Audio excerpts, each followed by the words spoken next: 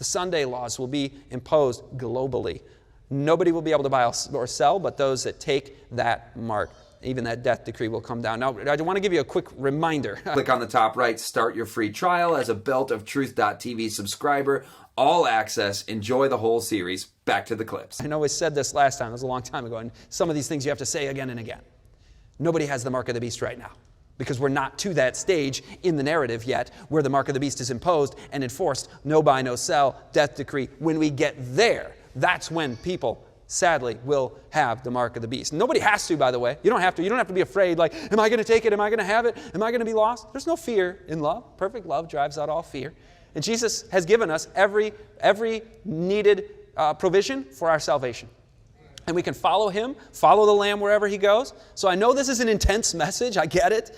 But don't let an ounce of fear come in.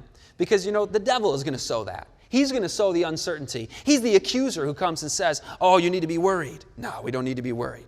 But let's tell and think about this 11th hour in which we stand and the soon coming events when these things are going to be enforced. We got to take this kind of one bite at a time. How do you get to the point where the United States of America sacrifices freedom of conscience and religious liberty and imposes such laws? Well, it's precedent-setting phases that sometimes take decades. You have in the past terrorism.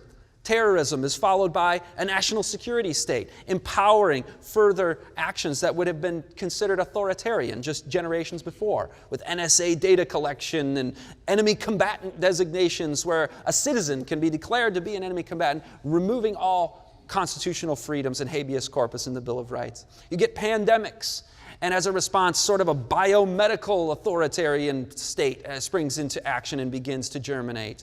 Free exercise of religion is curtailed. Coercive medical apartheid enforced through corporate power too, not just through state power.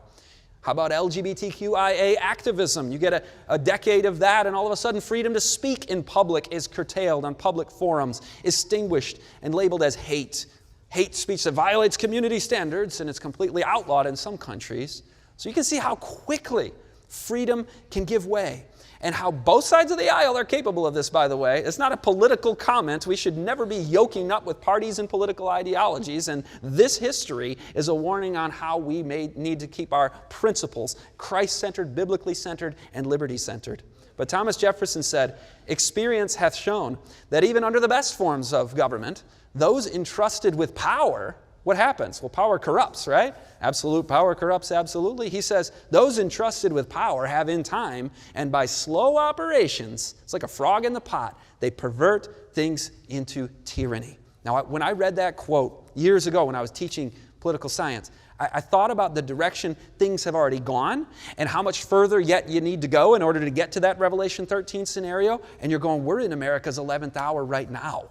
How much freedom do we really have left, and for how long? We cherish and embrace and love the freedoms that we do have. And we're thankful to God for it. That's one of the big things on Thanksgiving Day and every day.